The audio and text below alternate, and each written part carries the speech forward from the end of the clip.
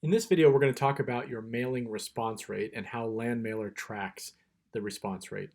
It's all done automatically as you're sending out letters or marking responses as either just getting a response back, bad addresses, angry responses like that. You're going to get this calculated response rate. And this is a way to gauge whether your offer price is too high or too low.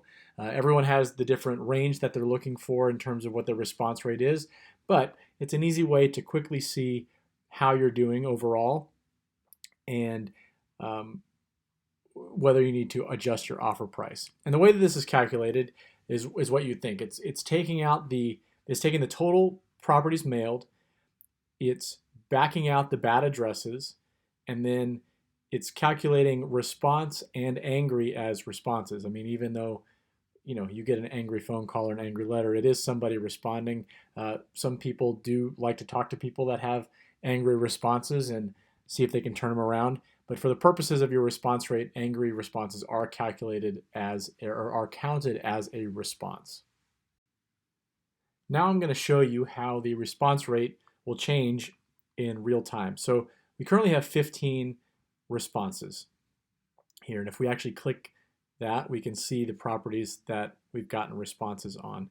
But I just want to go into a mailed property, and I'm going to add in an additional response. I'm going to change this to 16, and we'll see how this percentage changes. So I'll get to my properties that have been mailed. I'm going to just choose this one for example. I'm going to change the mail result to response.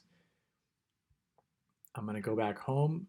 We can see that the response is now 16 and the response rate has changed. It's gone up because we have an additional response. The same thing would happen if we had another bad address. If I have another bad address, you'll see the response rate change as well because that's not counted.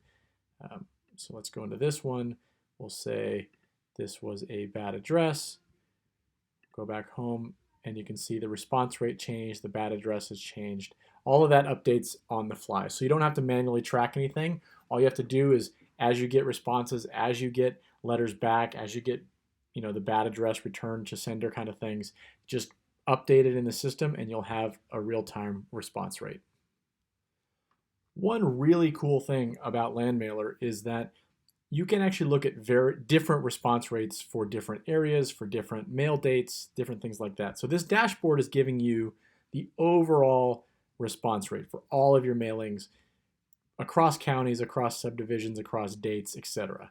However, if you go to, let's just note this real quick. So response rate 4.81%, right?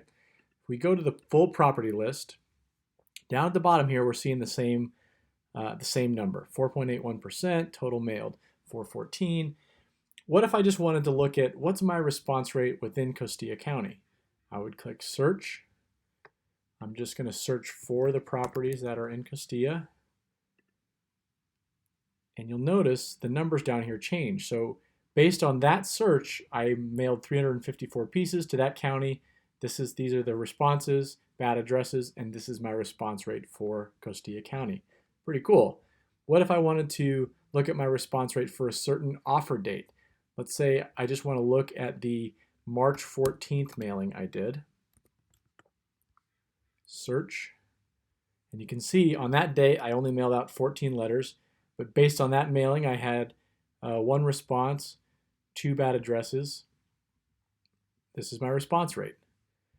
I could do the same thing for a specific count in different counties. So let's say I look at Park County. This is going to be a little strange because I don't have many letters here, but there's only 5 responses. My response rate based here is 50%. So it's just showing you that you can slice and dice the information to get your response rate for various areas, certain mail dates, various reference numbers. If you wanted to, if you had a reference number based on subdivision, you could actually search by subdivision and get your response rate. It's pretty cool. There's a lot of ways to dissect the information if you wanted to drill down beyond your overall response rate.